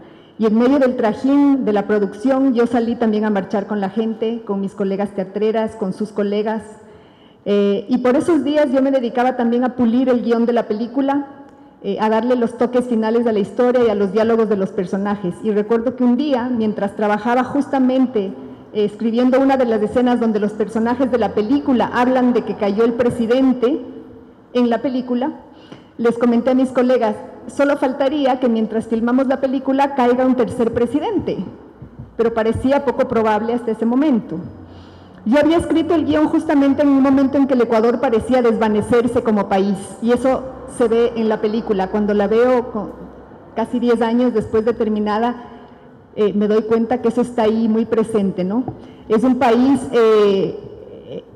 yo escribía el guión en un momento en donde el país había quedado sin sucre, literal y simbólicamente sin sucre. Habíamos pasado por un feriado bancario, más de 1 millón de compatriotas se habían ido del país en un exilio económico sin precedentes, habían caído ya 2 presidentes, y era, como dicen los personajes de la película, en algún momento como si todo el mundo se hubiese ido, como si solo nos quedara el paisaje y ya no hubiese país. Y no había razón en ese 2005 para pensar que nuestra historia pudiese ser distinta. A pesar de todo, no parecía posible que cayera un tercer presidente, así que nosotras seguíamos trabajando, teníamos la filmación ya muy cerca y Quito seguía marchando. Y en otras ciudades del país la marcha también crecía. Recuerdo mi asombro al enterarme que por primera vez habían salido a la calle mis tías cuencanas, y animadas por ese espíritu también salió a la calle mi mamá, que nunca marcha, pero esa vez marchó. Y el 19 de abril, mientras todos marchaban, nosotros salimos de Quito y nos fuimos con el equipo de producción de la película a recorrer locaciones en Alausí y en los alrededores de Alausí. Teníamos además una cita con el alcalde de Alausí. Desde nuestra llegada nos sorprendió que el alcalde no nos iba a recibir, como estaba acordado, porque tenía que salir de emergencia a Quito, nos dijeron. Como era un alcalde del partido de gobierno, imaginamos que venía a respaldar al presidente, al todavía presidente, y no tuvimos la cita con él, recorrimos la ciudad, hicimos fotos de las locaciones, visitamos los caminos vecinales, la estación del tren. Estábamos, igual que los personajes de la película, inmersos en una suerte de realidad paralela, donde la realidad real, la realidad política de ese momento, aquella donde suben y caen presidentes, no era del todo comprensible. Pero en la mañana del 20 de abril la realidad real, la realidad política, empezó a filtrarse violentamente en nuestro universo de ficción.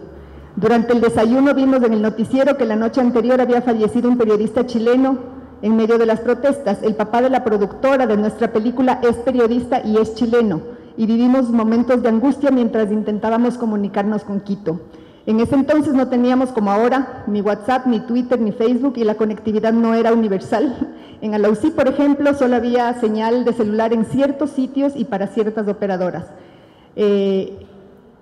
Nos demoramos en saber que efectivamente no era el papá de mi amiga, era un muy buen amigo suyo, el fotógrafo Julio García, que había fallecido aparentemente de un paro cardiorrespiratorio, como todos sabemos, producto de la inhalación de los gases. A lo largo del día intentamos seguir con el trabajo nuestro, pero ya estábamos en otra. Las noticias que llegaban de Quito eran cada vez más alarmantes, y en la tarde nuestras familias nos llamaron a decir que no intentáramos acercarnos a la ciudad porque estaba sitiada, que habían llegado muchos seguidores del gobierno muy violentos y que mejor nos quedáramos lejos de Quito. Unas horas más tarde supimos por el noticiero que había caído el presidente. En medio del desconcierto, del subidón, de la expectativa, yo no podía dejar de pensar en el modo como la realidad y la ficción se habían cruzado y se habían alimentado la una a la otra. Porque en la película que íbamos a filmar caía un presidente, pero yo lo había hecho como una remembranza de 2 presidentes anteriores, no imaginé que pasara eso, ¿no? Sin comprender muy bien cómo habían sucedido las cosas, vimos cómo Palacio era nombrado presidente aquí, en el salón de aquí de la Ciespal, y la violencia que se desataba fuera de este edificio. Nos mantuvimos atentas mientras nos acercábamos a la ciudad porque intentamos llegar a pesar de las advertencias. Finalmente llegamos, pasada la medianoche, y la ciudad estaba en silencio, agotada quizá, las vías estaban despejadas, los alrededores de Ciespal estaban vacíos, el país real parecía más bien entonces un país de ficción. Yo diría incluso parecía un país de ciencia ficción, porque había caído un presidente, el tercero, y la ciudad dormía. Todas las imágenes que habíamos visto durante el día, el fuego, la violencia, la confrontación, la ira desatada, la represión, todo había terminado como en una película. Poco más de un mes después empezábamos la filmación de nuestra película de ficción, donde unas chicas intentan llegar a Cuenca y no lo logran porque el país está en paro, pero no se ve, el país está vacío y se ve vacío, donde unas niñas tienen voz propia y otras no, donde unos periodistas acomodan la realidad para que se ajuste a su desgastado cuento, donde una ecuatoriana se siente extranjera y una extranjera ayuda a entender el camino, donde tristeza y esperanza viajan en busca de sentido y en eso consiste todo su sentido, y donde cae efectivamente un presidente, mientras las protagonistas toman piñas coladas en la playa. La ficción y la realidad se alimentan mutuamente, no existen la una sin la otra, porque el relato de lo que somos constituye lo que somos, porque como especie somos relato, somos cuento, somos construcción.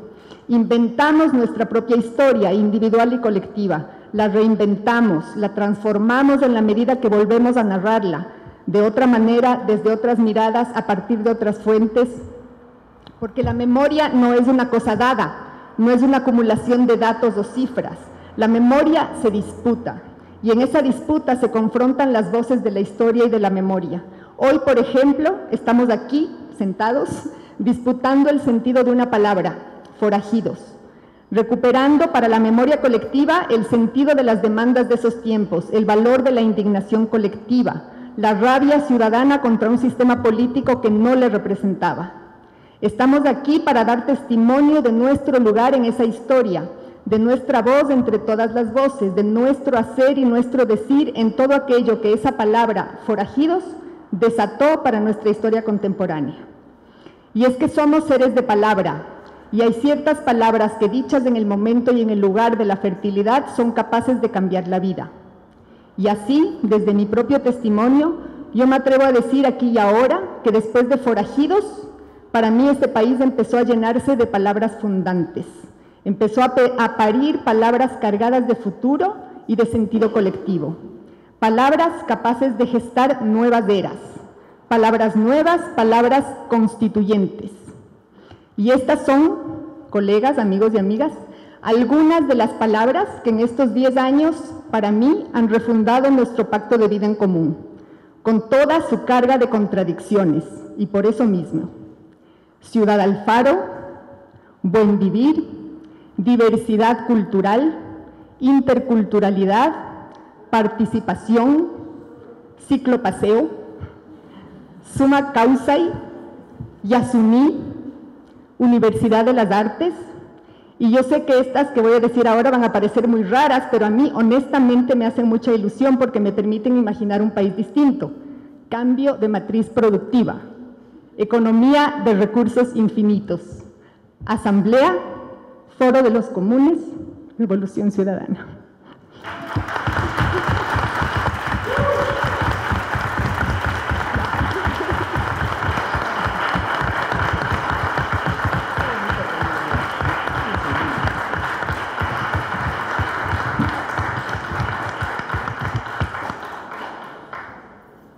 Muchas gracias, Tania. Bueno, ahora continuamos con nuestro último participante. Él es Paco Salazar, fotógrafo, también el autor de las fotos que están exhibidas el día de hoy. Como fotógrafo, su trabajo de arte se ha presentado en muchas galerías y museos en el país. Además, sus fotografías han sido publicadas en varias revistas, en el Time, en el Extra Cámara, en Soho, entre otras. Y además, en 1999 fue reconocido como uno de entre los 12 fotógrafos líderes de Latinoamérica para el nuevo milenio por la revista Time. Él también fue viceministro de Cultura y, al igual que Tania, es miembro del Foro de los Comunes. Gracias, Paco. Gracias, Marta. Gracias, Paco, también esas palabras muy lindas. Y gracias, Tania, insuperable. Yo menos mal soy fotógrafo y las fotos están colgadas en las paredes para no tener que para poder hablar un poquito más simple que lo que la Tania nos ha enamorado a todos. Yo quiero contarles un poco por qué hago fotografías de procesos y de temas políticos. O sea, cuando hacía estas fotos y pensaba que íbamos a hablar esta noche, yo pensaba que iba a ser importante que cuente por qué me dedicaba a hacer estas fotos. Y me puse a pensar cuando empecé a hacer estas fotos. Y la manifestación más antigua que tenía en mi cabeza era una manifestación que se llamaba Toma tu Domingo 7, que fue una manifestación que le hicieron los movimientos de izquierda al saliente presidente León Febres Cordero en el 88. De esa manifestación ya son más de 27 años. Yo estuve haciendo las fotos ahí y pensaba también que 27 años ya casi es la mitad de la edad que tengo ahora y que ya iban muchos años que estaba buscando hacer este tipo de fotografías y estar metido en las manifestaciones, en las marchas, haciendo fotos. Pero también me acordé que pasaron los años, que pasaron los 90s, que las manifestaciones ya no eran tan importantes, que todos salimos corriendo porque se habían desmoronado los muros. Hasta que apareció un movimiento indígena con unas manifestaciones nuevamente muy poderosas. Estas manifestaciones poderosas llegaron en un momento en que, como comenta la Tania, nuestro país estaba bastante convulsionado. Pero en particular, llegó el 2004 y la situación era bastante compleja. Se resumía en una frase que me había dicho un amigo una tarde tomando un café en la casa. Me llegó a preguntarme, un amigo de los que me acompañaba en ese tiempo a hacer política en la universidad, a estar en las marchas, a estar haciendo fotos, me llegó a preguntar y me dijo: ¿a vos te parece bien que el presidente de la República sea un coronel y que el alcalde de Quito sea un general? ¿No te suena como que la cosa está complicada? Entonces le dije, sí, bueno, me parecía que era muy preocupado, pero también me daba mucha preocupación saber que no estábamos haciendo mucho. Me dejó preocupado, me quedé preocupado con la idea y dije, creo que hay que ir a buscar, en alguna parte tienen que estar el espíritu de los movimientos políticos, en algún lado tienen que estar, porque evidentemente nos habían goleado, nos habían tomado por asalto el poder unos representantes que venían de otro lado, eran unos militares a la final quienes tenían los puestos políticos. Me fui a buscar qué había que fotografiar y llegué a fotografiar unos procesos políticos en Tabacundo, busqué a unos amigos, pregunté dónde estaban los procesos políticos y llegué a Tabacundo a buscar hacer unas fotos. Estos procesos políticos en ese entonces se parecían bastante a los procesos de las ONGs. Eran muy organizados, todos tenían coffee breaks, pero como que le faltaba el espíritu, ¿no? Lo más curioso que me encontré esa vez que fui a Tabacundo en el 2004 era la sede del PRIAN. La sede del PRIAN que tenía un eslogan que decía Juventud al Poder. El señor que estaba sentado ahí tenía unos 70 años, era el representante del PRIAN, de Juventud al Poder, y estaba encargado de hacer una rifa de balones. O sea, el proceso político del PRIAN consistía en una rifa de balones en Tabacundo. Me quedé preocupado porque yo insistía en encontrar esos procesos que había visto hace algunos años y no los veía. El proceso indígena era importante, pero no se encontraba mucho la ciudadanía en la política. Después seguí buscando qué fotografiar y llegué a un proceso bien de ONG, que eran unos jóvenes que habían pedido el Palacio Legislativo, que en ese entonces se había incendiado, se incendió la biblioteca y se incendió todo el palacio, donde habían hecho un programa para buscar líderes jóvenes y que era interesante porque el programa terminaba a la final con un rave en el último piso del Congreso incendiado. Pero yo seguí intrigado porque no encontraba las raíces de estos procesos y seguía tratando de hacer las fotos. Fue interesante que para finales del 2004 esta inquietud que yo tenía al buscar las imágenes fue creciendo y empezó a sentirse en la ciudad un crecimiento muy fuerte de intencionalidad política. Y llegué a fotografiar una marcha, que fue la marcha que se organizó contra la Pichicorte. Esto debe haber sido a fines del 2004. Y esta marcha ya tenía otra dimensión, tenía una importante dimensión ciudadana. Ya no se parecía a estos procesos de ONGs que había visto, ya veía que tenía otra connotación. Lo más curioso de esa marcha fue que el en ese entonces presidente de la Asamblea Nacional o del Congreso Nacional, Guillermo Landázuri, se preparaba para encabezar la marcha y no le dejaron. Él trató de encabezar la marcha y la gente no le dejó. Ahí me pareció interesante, sospeché y dije, las marchas se van a volver un poco más interesantes, van a empezar a pasar cosas. Ese acto fue casi nadie se dio cuenta que eso sucedió. Yo estaba ahí en esa línea de privilegio que solemos tener los fotógrafos que nos dejan nomás pasar a la primera fila de cualquier cosa. Y vi que pasó esta tensión de que a él no le dejaron encabezar la marcha y todo. Pero de ahí comenzaron una serie sucesiva de marchas y de eventos más complejos. Los roldosistas y los socialcristianos se pusieron a medir fuerzas en Guayaquil. Como yo estaba tras esto de las marchas que me había intrigado, viajé a Guayaquil, sabía que iba a haber las marchas y fui a fotografiarlas. Y las marchas en Guayaquil eran una medida de fuerza de lo más extraña. La una marcha sucedía a 5 cuadras de la otra. La una era de roldosistas que usaban una calle, que era la calle en que había esa marcha, y la 9 de octubre era propiedad de los socialcristianos. Las dos marchas eran brutalmente distintas, desde quienes estaban hasta desde qué gritaban. Bueno, yo me pasé corriendo de marcha a marcha, eran 5 cuadras que me corrí toda la tarde en Guayaquil, como buen serrano, sudé de lado a lado, y logré fotografiar al mismo tiempo las dos marchas. Pero quizás lo más curioso vino con abril. Todavía no aparecían los forajidos y el desgaste de Lucio era tan complejo que decidió traer a Abdalá Bucarán. Yo había estado en Guayaquil pasando vacaciones con mi hijo y me enteré que llegaba Abdalá esa tarde.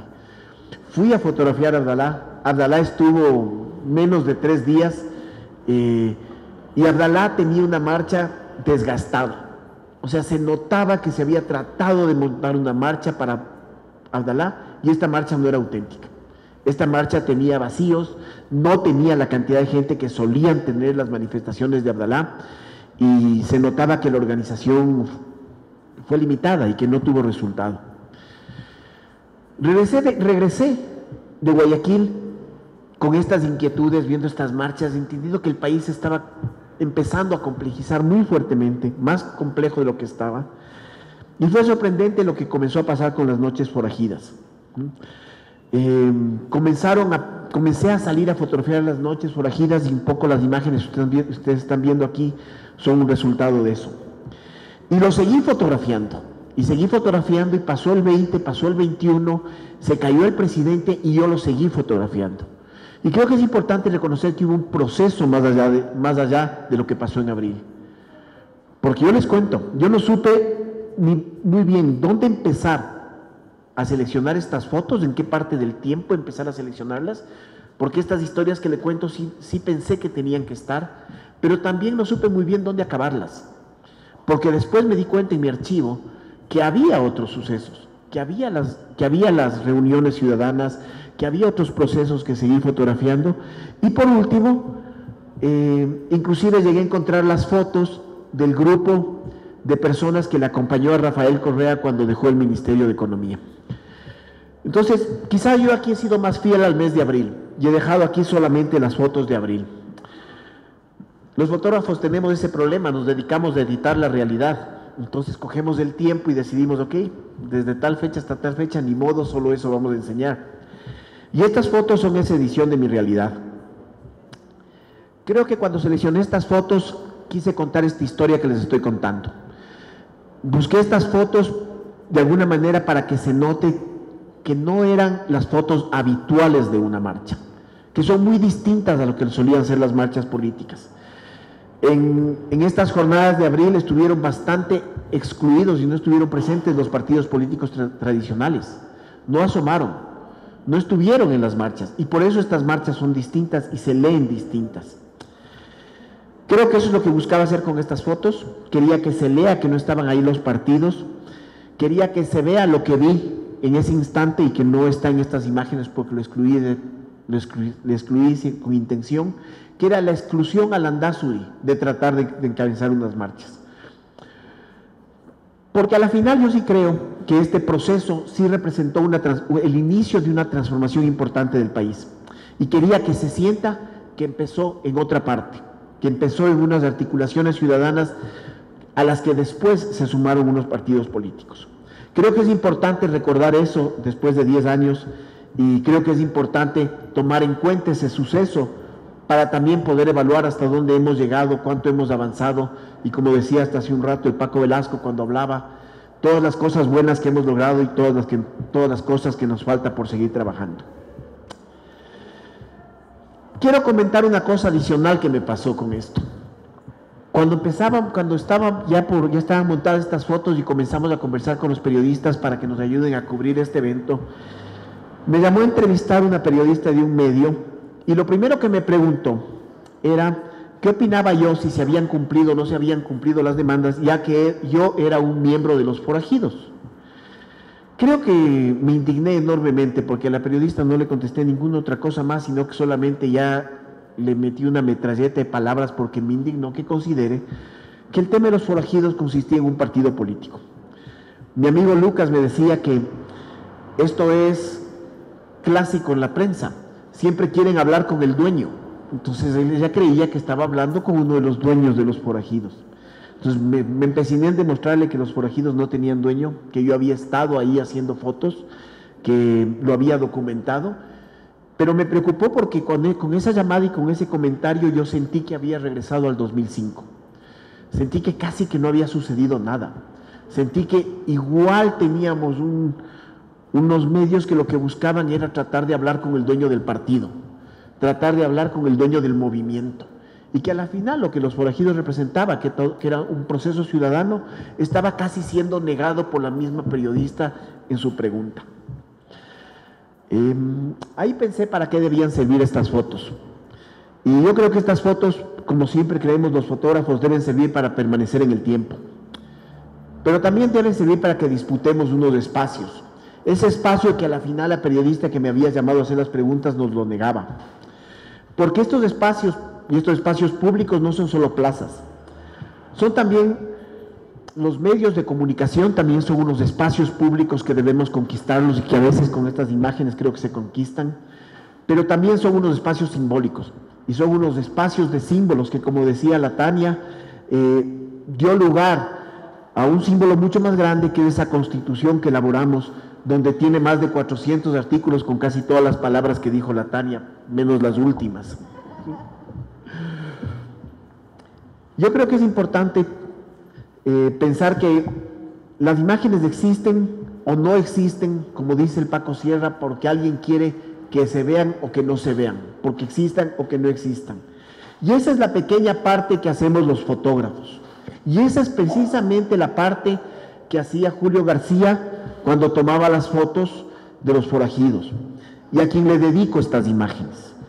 Y sobre todo reescribo para él un tuit que había escrito para otro amigo fotógrafo que falleció. Y el problema cuando muere un fotógrafo es que a la final todos nos quedamos un poquito ciegos. Muchas gracias.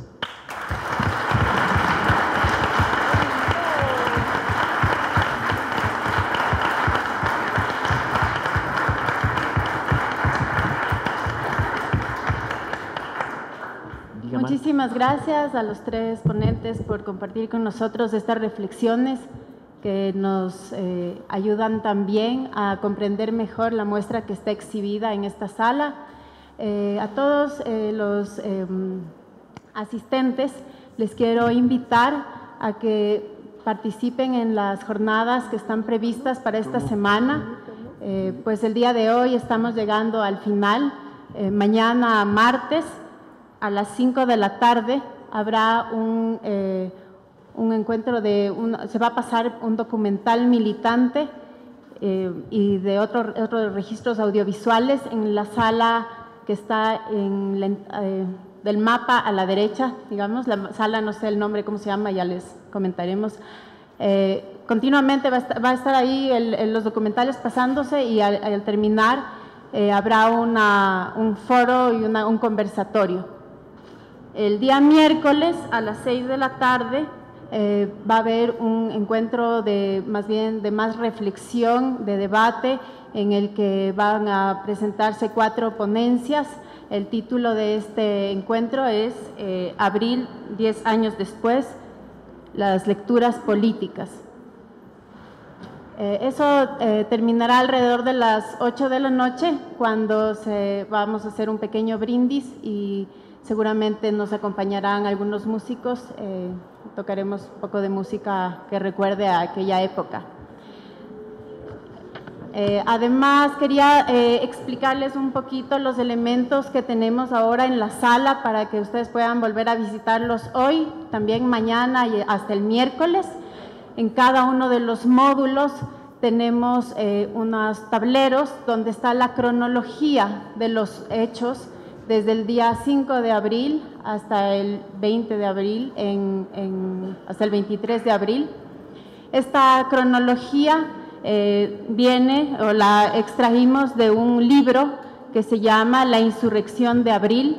Este libro fue elaborado por la organización El Taller El Colectivo, a quienes les agradecemos mucho también. Cada uno de los tableros está acompañado por una foto que Paco eligió para ese tablero, para ese momento de la cronología, como ya nos explicó. Y por último, como ustedes vieron, a la entrada del lobby o del hall hay un mapa. Les invitamos a que sean partícipes de este mapa interactivo, en el que ustedes pueden poner su nombre en unos papeles que se pegan y colocar estos papeles en las zonas donde ustedes estuvieron presentes durante las jornadas de abril hace 10 años. Falta la UCI. ¿Perdón? Falta la UCI. Sí, falta la UCI, pero pueden ponerlo alrededor del margen. Es a la vuelta de la pared a mano derecha. Y sin más, pues despedirnos, agradeciéndoles mucho y que tengan una buena noche.